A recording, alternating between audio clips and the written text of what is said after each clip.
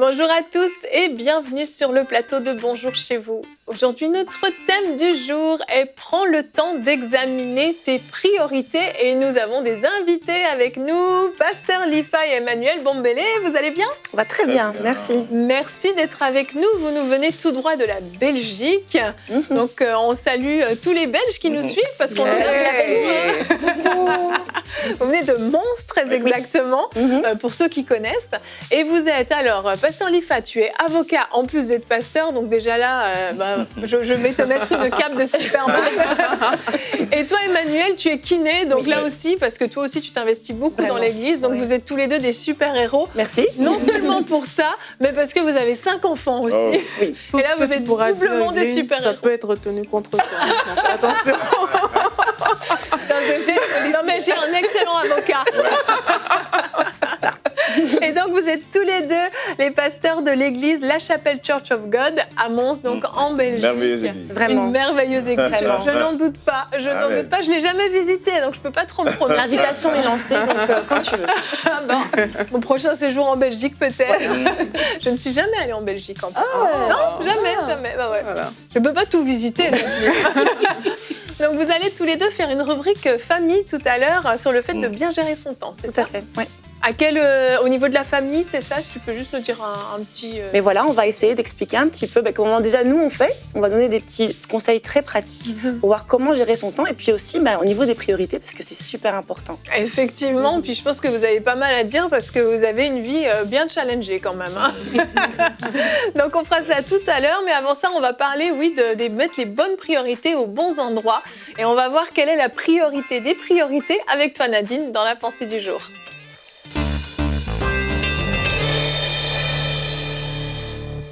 Avez-vous la bonne priorité? Avez-vous les bonnes priorités? C'est la question que j'aimerais vous poser aujourd'hui. Et juste si je peux partager quelque chose avec vous, c'est une question que je me suis dit, si on me l'aurait posée il y a 5 ans, j'aurais probablement répondu haut la main, oui, j'ai les bonnes priorités parce que je prends soin de ma maison, je prends soin de mon mari, mes enfants, mon foyer, l'église locale, je suis pleinement investie, je suis dans mon travail, je suis auprès de ma famille, auprès de mes amis. J'aurais pu me dire que j'avais les bonnes priorités à l'époque et si on m'aurait posé la question, j'aurais dit oui, certainement. Mais avec le recul, je me rends compte en fait que à ce moment-là, j'avais pas les bonnes priorités parce que j'avais pas mis Dieu en premier. Parce qu'il y a vraiment une différence entre laisser Dieu conduire ma vie et inclure Dieu dans ma vie. C'est vraiment 2 choses différentes. Et la plupart d'entre nous, on inclut Dieu dans notre vie. Ça veut dire quoi? Ça veut dire que on va le consulter pour avancer, on avance dans nos projets, on fait ce qu'on veut, on lit notre Bible, on va aux réunions, on a une vie quasiment, je dirais, routinière et automatique. Et dans cette vie, on inclut Dieu. On inclut Dieu pour dire, bon, je suis en train déjà de faire ce projet, mais qu'est-ce que tu en penses? Mais Dieu ne veut pas être inclus dans votre vie. Dieu veut conduire votre vie. Et c'est ça la différence. Il faut laisser Dieu conduire votre vie. Et quand on fait ça, c'est qu'on est entièrement malléable dans les mains de Dieu. C'est qu'on lui laisse prendre le dessus. On lui laisse, en fait, nous diriger. On lui laisse décider. On ne le consulte pas, mais c'est lui, en fait, qui nous révèle au fil du temps, au fil des saisons dans lesquelles on est, quelle est sa volonté pour nous. Et ça, c'est très important. Lorsqu'on parle de priorité, je vous encourage à mettre Dieu comme étant la priorité par excellence. Parce que quand Dieu marche devant vous, c'est clair que le reste va venir. Mais aujourd'hui, malheureusement, on a tendance à inverser les choses. Et la Bible dit dans Proverbe 24, verset 27, « Assure ton travail au dehors, prépare bien tes champs, après cela, tu pourras bâtir ta maison. » Et dans ce verset, on voit qu'il y a une séquence d'actions qui permet un bon résultat. Dans ce cas-ci, c'est préparer les choses, puis après, tu pourras bâtir ta maison. Mais je crois aussi que dans notre vie, il y a une séquence d'actions qui va pouvoir donner des bons résultats. Et cette séquence d'actions, c'est mettre Dieu en premier. Cette séquence d'actions, c'est de connaître l'ordre divin, de dire, avant toute chose, je mets Dieu avant, et c'est Dieu qui conduit mes pas, c'est Dieu qui conduit mes projets. Et ça, c'est très important, parce que des fois, comme je dis, à l'époque, j'avais j'avais vraiment l'impression de bien faire et je faisais des bonnes choses. Je m'occupais de ma maison, j'allais au travail. C'était des bonnes choses. Mais au-delà des bonnes choses, il y a le mieux. Le mieux, c'est Dieu qui nous le donne. Le mieux, c'est quand vraiment tu arrives à dire, Seigneur, non pas ma volonté, mais ta volonté. Et à ce moment-là, quand Dieu prend le dessus, il prend pas le dessus pour nous écraser, il prend pas le dessus pour tuer nos projets, il prend pas le dessus pour, chambouler notre vie, mais il prend le dessus parce qu'il nous connaît mieux. Il nous connaît vraiment, c'est lui qui a des projets qu'il a préparés d'avance pour nous. Et lorsque Dieu prend le dessus, lorsqu'on met la priorité au Seigneur, automatiquement, il nous transfère sa pensée. Et cette pensée-là va nous conduire dans les petites choses comme dans les grandes choses. Et vraiment, je veux vous encourager à faire la différence entre laisser Dieu conduire notre vie et inclure Dieu dans votre vie. Et vraiment, je vous encourage à avoir la meilleure des priorités. Et cette priorité-là, c'est Dieu. Amen. Merci Nadine. Ah, c'est sûr que sur le papier, on aime bien dire oui, Dieu est ma priorité. Ouais. Et puis, on sait que ça doit être notre priorité. On l'entend souvent à l'église, on l'entend souvent dans Bonjour chez vous aussi. Donc, on le sait. Mais après, quand on prend le temps d'examiner un petit peu notre vie, et c'est le but de cette émission, on vous invite vraiment à la maison à examiner vos priorités. Quand on prend le temps de regarder, OK, qu'est-ce que je fais réellement de mon temps? Qu'est-ce qui compte vraiment pour moi? Là, où est-ce que mon cœur est vraiment attaché, où je me sens vraiment bien épanouie dans ce que je fais, et on va voir que finalement Dieu, malheureusement parfois, est relégué au 2e, au 3e, au 4e rang, et il n'a pas cette priorité. Donc aujourd'hui, on prend le temps de s'asseoir et de s'examiner, non pas dans un esprit de condamnation, c'est pas le but, mais dans un esprit de correction, où on se dit comment je peux améliorer ça, comment je peux remettre Dieu en numéro 1 dans ma vie. Notre verset du jour, qui est Luc 12 au verset 34, nous dit « Car là où est votre trésor, là aussi sera votre cœur ». Ce verset est tout court, mais qu'est-ce qu'il est puissant, c'est clair. Exactement, c'est vraiment un puissant verset. Et franchement, tu l'as dit tantôt, Evelyne, c'est que parfois on dit, mais c'est quoi mes priorités? On veut savoir c'est quoi nos priorités. On admet que c'est Dieu notre priorité. Mais moi, j'invite les personnes à se poser des questions du style, qu'est-ce qui m'occupe chaque jour? Parce que c'est ça. Là où est ton trésor, là aussi sera ton cœur. De quoi est-ce que je parle chaque jour? Le sujet qui vous intéresse le plus, sachez que c'est votre priorité. Et pour certains, c'est les problèmes qu'ils ont, en fait, qui est leur priorité. Mais ils vont dire, oui, je crois en Dieu et tout, j'invite Dieu dans ma situation, comme Nadine a dit. Mais même dans la prière, on peut savoir c'est quoi nos priorités. Si tu pries toujours pour ta situation, sache que oui, tu pries Dieu, Dieu est là, mais c'est ta situation qui est ta priorité. C'est pas Dieu qui est ta priorité à ce moment-là. Et Dieu, en fait, il n'est qu'un moyen qui te permet de régler ta priorité, qui est cette situation, en fait, que tu portes dans ton cœur.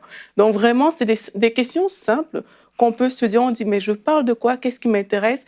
Et aussi, je veux attirer l'attention des personnes pour dire priorité ne signifie pas toujours, parce qu'il faut aussi avoir une discipline, mais ça ne signifie pas toujours avoir l'agenda avec je vais faire ci, je vais faire ça, je vais faire ça. C'est vraiment se laisser diriger par le Saint-Esprit, parce que quel que soit notre agenda, il y a toujours des choses qui seront hors de notre contrôle, que l'Esprit de Dieu, justement, va pouvoir orienter, va pouvoir nous dire, OK, délaisse un peu ce planning que tu avais prévu, ouvre un peu tes yeux plus dans ce sens, parce que c'est là qu'est la priorité, en fait. Et c'est vraiment ce genre de choses qu'on doit avoir. Et bien sûr, est-ce que la portée de cette action que je fais aujourd'hui, est-ce que ça a une portée plus ou moins fugace ou éternelle ou longue? Ça aussi, c'est autant de choses qu'on peut étudier pour évaluer les priorités. Tout à fait, tout à fait. Mais moi, je me rappelle justement quand je dis qu'il y a 5 ans, j'avais cette pensée-là, c'est que des fois, comme Aurélie l'a dit, c'est quand, par exemple, tu as un problème, comme elle parle du cas que tu as un problème et que tu pries, donc toutes tes pensées sont conditionnées, sont conduites par ce problème-là. Et ça peut sembler même bien aux yeux des gens. Ils vont dire, ah ouais, elle porte vraiment cette situation à cœur et puis c'est vraiment important pour elle. Mais ce qu'on est en train de dire, c'est que quand je mets Dieu au-dessus, c'est que d'abord, j'ai une relation avec lui, j'ai une communion avec lui. Je cherche à ce que d'abord, il me remplisse. Et puis après, oui, on doit s'occuper de ces choses-là, mais on cherche d'abord le royaume de Dieu. Et ça fait toute la différence dans notre vie. Parce qu'à ce moment-là, on est susceptible, en tout cas, on est à l'écoute du Seigneur. Et c'est là que Dieu peut vraiment se manifester. Parce que là, il va pouvoir me parler pour me dire, non, ça, c'est bien,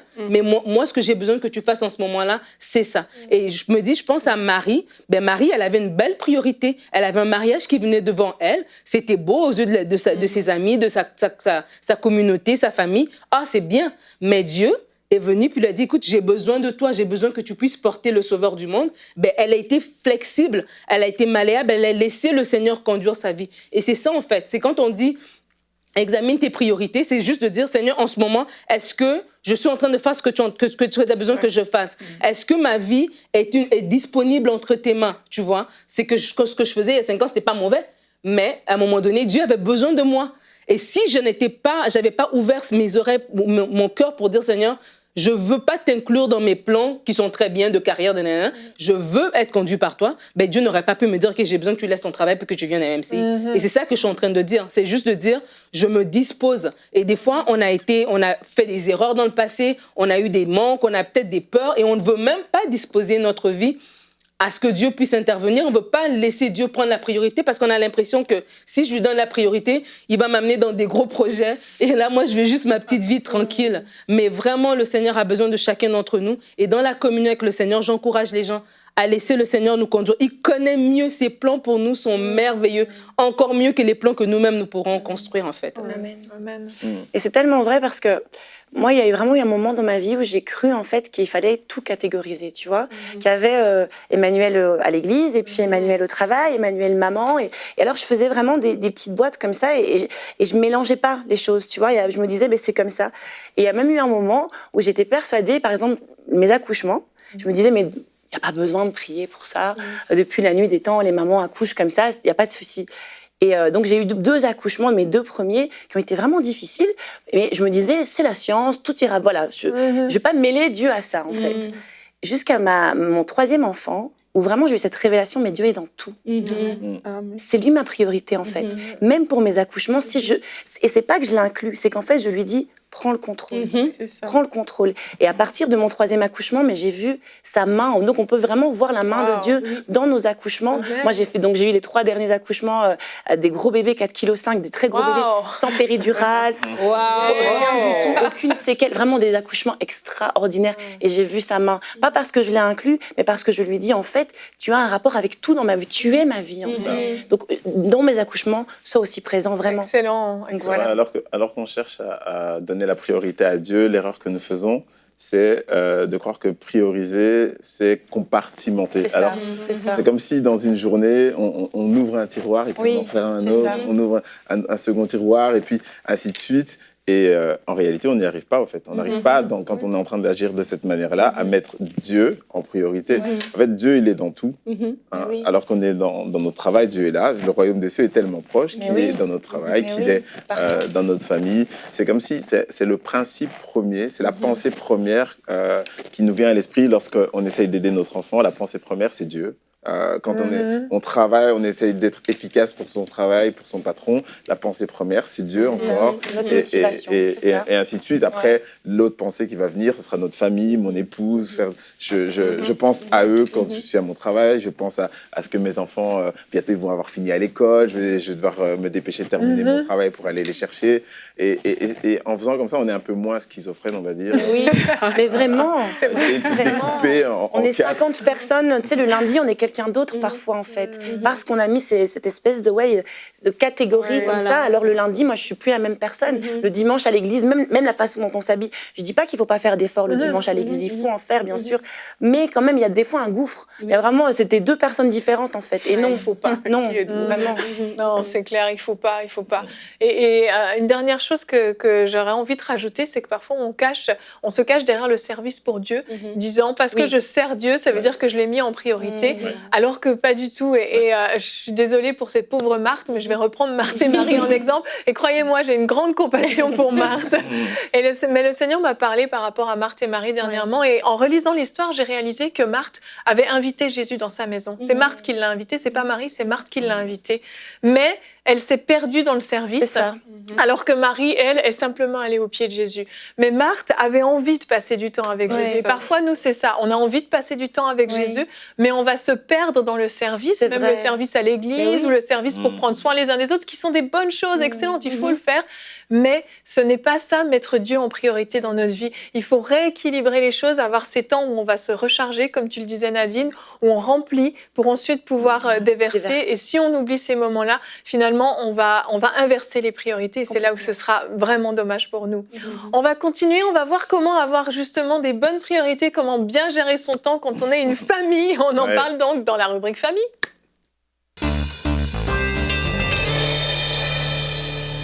Donc, je le disais en début d'émission, vous avez 5 enfants, vous avez tous les 2 des travaux qui sont très prenants quand même, hein, avocat, kiné. On s'entend bien que c'est pas du 10 heures par semaine, hein, c'est vraiment. Et puis, en plus, toi, Pasteur Lifa, tu as encore des implications en politique et autres. Bon, je ne rentrerai pas dans tout. Et vous avez l'église. Et donc, vous avez dû apprendre forcément à gérer votre temps. Donc, je vous donne la parole. Merci beaucoup.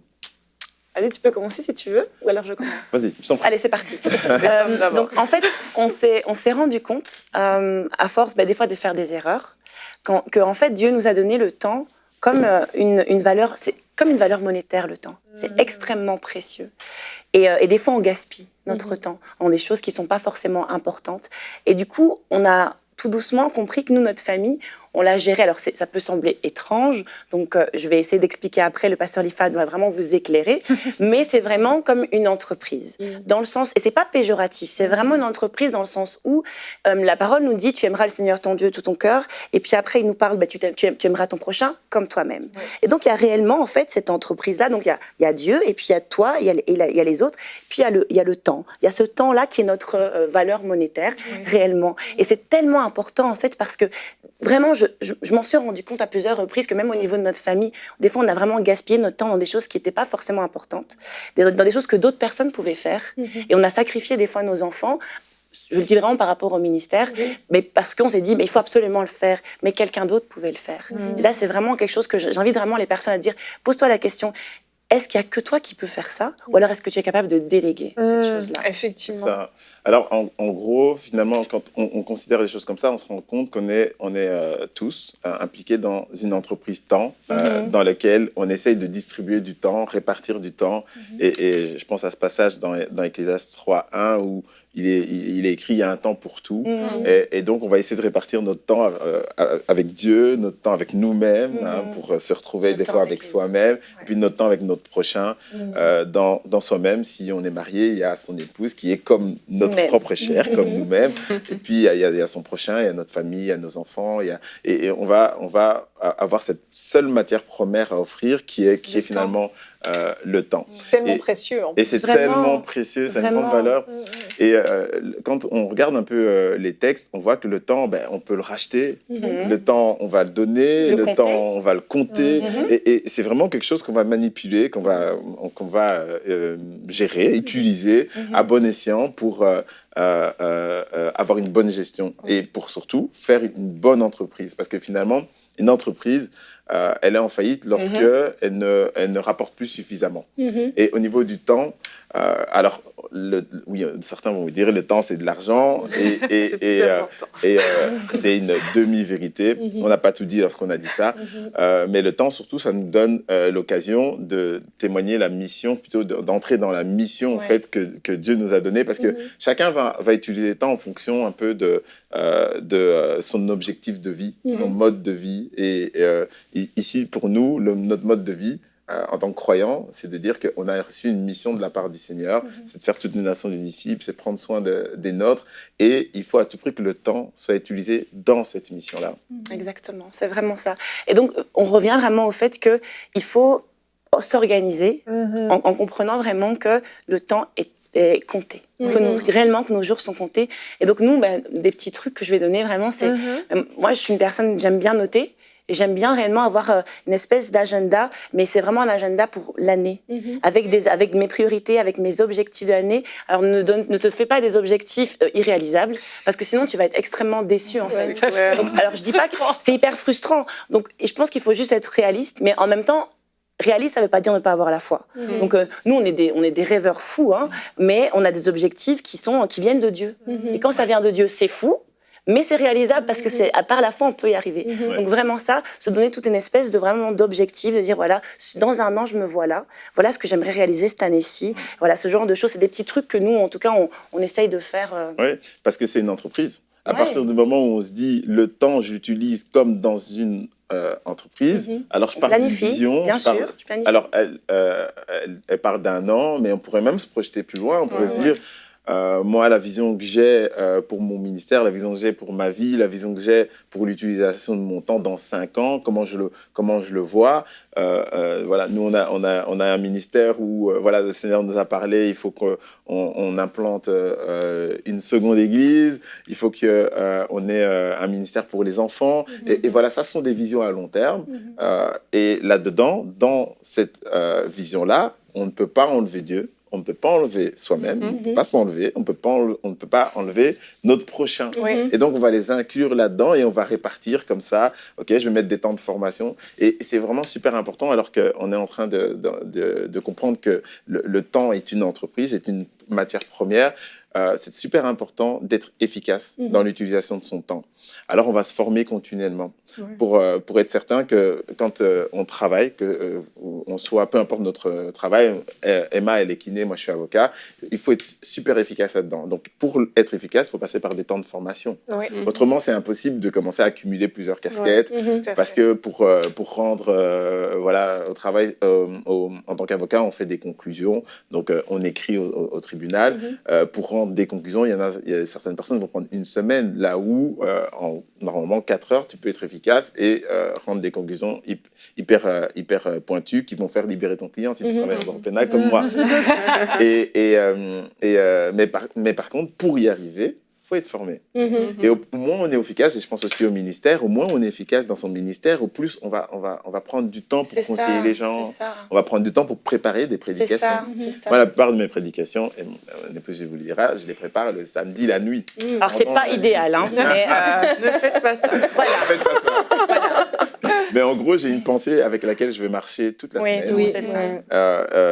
Qui correspond toujours, bien sûr, à la vision de l'Église, Bien sûr, qui correspond aux objectifs annuels de l'Église et au thème annuel de l'Église. Et puis, je vais avoir une pensée pour la semaine que je vais transformer en prédication le samedi durant la nuit. Et c'est des petits trucs comme ça qui nous permettent de nous organiser. Les enfants, on a toute une organisation. Il ne faut pas que ça bouge. Mais alors, dans cette organisation, on va se laisser du temps pour comme une marge d'erreur. C'est une entreprise. Le temps est une entreprise. Donc, on se dit, on va avoir dans ce temps-là, on va avoir ce qu'on appelle une gestion des risques, une gestion des imprévus.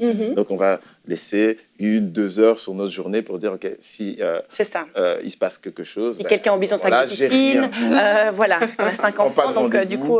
Ça sent le vécu, hein. Non, mais vraiment, non, mais le sac de piscine, ça gâche ta journée, parce qu'après, il faut retourner à l'école. Et donc, voilà, non, c'est vrai, c'est vraiment ça, en fait. C'est tellement important, oui. Et moi, ce que je voudrais dire aussi, c'est... étant donné que nous, on le gère aussi comme une entreprise et qu'on essaie de s'organiser, on essaie aussi d'avoir vraiment des temps comme des saisons. Il va y avoir une saison, avant de venir ici au Canada, par exemple, on a eu toute une saison, on s'est dit, on va voir la saison Canada, donc juste avant, on aimerait vraiment prendre du temps pour nos enfants. Parce qu'on va faire une semaine où on ne sera pas avec eux. Et voilà, donc pour eux, ça reste quand même difficile de faire une semaine sans leurs parents. Eh bien, on a fait vraiment une semaine où c'était Disneyland à la maison. On a pris un temps vraiment, on a mis notre temps à part, on a pris congé au niveau de notre travail, juste pour se dire, pendant cette semaine-là, les enfants, on va vraiment passer du temps ensemble. Voilà, parce que, encore une fois, le temps est précieux et il faut racheter ce temps-là. Et donc, c'est des petits trucs qui sont, c'est assez pratique, mais c'est tellement important de gérer son temps de cette façon-là. Tout à fait. Et puis, il y a une chose fondamentale dont on parle dans la parabole des talents. Dans la parabole des talents, dans Matthieu 25, donc souvent, la compréhension qu'on a, c'est Dieu donne des capacités. Il a donné à l'un 5, à l'autre 2 et à l'autre, au dernier 1. Et on oublie souvent de prendre le verset juste avant la parabole des talents, qui nous dit... t'as oublié. Je peux le trouver. C'est le pasteur Lifa qui connaît bien les versets. Et ce passage, en fait, nous dit qu'on doit se souvenir que l'heure est proche. C'est ça. Et c'est vraiment plutôt avec une notion... Enfin, ça doit nous amener dans une compréhension de ce que le Seigneur revient et que l'heure est proche. Et donc, finalement, on peut considérer qu'en fait, ce que Dieu donne à chacun, c'est du temps. C'est du temps, oui. C'est du temps. Et qu'on doit investir ce temps.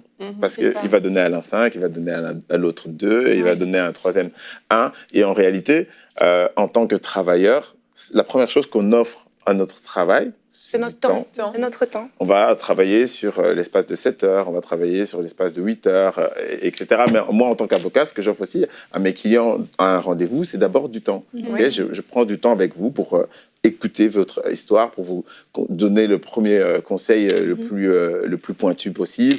C'est d'abord du temps. Et puis, c'est aussi un gage de ce que moi, j'ai aussi passé du temps pour apprendre ce que je suis en train de vous dire. Parce que j'ai un diplôme qui le prouve. Hein. Ben oui, effectivement. Donc, c'est vraiment ça, la parabole de talent. On peut se dire, OK, c'est du temps qu'on investit. Et on doit racheter le temps, avoir une... c'est comme si on devait, alors qu'on est en train d'investir du temps, gagner du temps. Et c'est ça qui est incroyable, c'est que au plus on a... Et c'est également valable avec le temps qu'on est en train de passer dans le Seigneur. Il y a un texte merveilleux qui dit un jour dans ses parvis vaut 1000 ailleurs. C'est comme si on investit du temps en Dieu. On gagne du temps. Et en fait, Dieu il nous rend du temps. Et comme ça, dans la Bible, il y a aussi l'histoire de ce roi-là qui était malade et qui a demandé à Dieu du temps supplémentaire. Vous voyez, c'est vraiment quelque chose qu'on peut racheter, qu'on peut investir et dont on peut donc récolter aussi des intérêts. Exact. Et le meilleur temps qu'on gagne, ça reste l'éternité. Parce que si on investit du temps à enseigner la parole de Dieu, à prêcher à ses enfants, à ses voisins, à soi-même, en lisant la parole, on se prêche. Lorsqu'on prépare la parole, on se prêche. On est en train d'investir du temps pour gagner l'éternité. Hein, pour autant que ça se gagne. En tout cas, notre Dieu a tout payé. Et quand on comprend ça, on peut percevoir toutes les merveilles qu'il y a derrière le temps. C'est ça. Donc voilà, nous, on voulait vraiment encourager les familles à investir correctement leur temps, en fait, à bien planifier leur vie selon ce que Dieu a prévu pour eux, parce qu'on veut qu'aucune famille dépose le bilan. Et malheureusement, il y a des familles qui déposent le bilan, il y a des familles qui font faillite, il y a des couples qui font faillite, parce que souvent, des fois, à cause du temps, en fait, vraiment. Donc, investissez correctement votre temps. Voilà, que le Seigneur vous bénisse. Moi, je trouve que c'était... Excellent. Voilà. Excellent, merci à vous deux, c'est formidable. Donc, vous êtes la preuve qu'on peut réussir sa vie professionnelle, son ministère, sa vie familiale, pour autant qu'on se donne la chance de le faire. Et merci de nous avoir partagé quelques petits trucs, puis surtout de nous faire prendre conscience à quel point ce temps qu'on a est précieux, il doit être bien géré. Et j'ai bien aimé la comparaison entre la famille et l'entreprise. On comprend bien qu'il n'y a rien de péjoratif là derrière. Mais c'est vraiment un regard qu'on porte en fait sur notre famille et qui nous aide en fait à beaucoup mieux gérer ce temps, cette unité temps qu'on a qui n'est pas extensible. On en a tous 24 par jour, on est au moins tous à égalité au niveau des journées. On ne sait pas combien de jours on aura, mais on sait que chaque jour on a tous 24 heures et on doit bien le gérer. Merci de nous avoir rappelé cette importance-là. Pasteur Lifa Emmanuel, on vous retrouve jeudi, vous serez avec nous parce qu'on ne veut pas se séparer de vous, vous avez encore plein de choses à nous dire. Oui, on peut rester. Bon, les enfants vont nous manquer quand même. Un petit peu. Non, mais c'est bon, vous avez emmagasiné du temps avant. On se retrouve demain et demain on va parler un petit peu du temps aussi en fin de compte parce qu'on va parler de la routine. Notre thème sera routine ne veut pas dire ennui et Annabelle va faire une rubrique conseil du coach, le fun, l'ingrédient secret pour une vie réussie. Oui, on va parler du fun, vous allez le voir et je pense que cette émission va être très fun mais a le potentiel aussi de changer votre vie. Donc on se retrouve demain pour une nouvelle émission de Bonjour chez vous.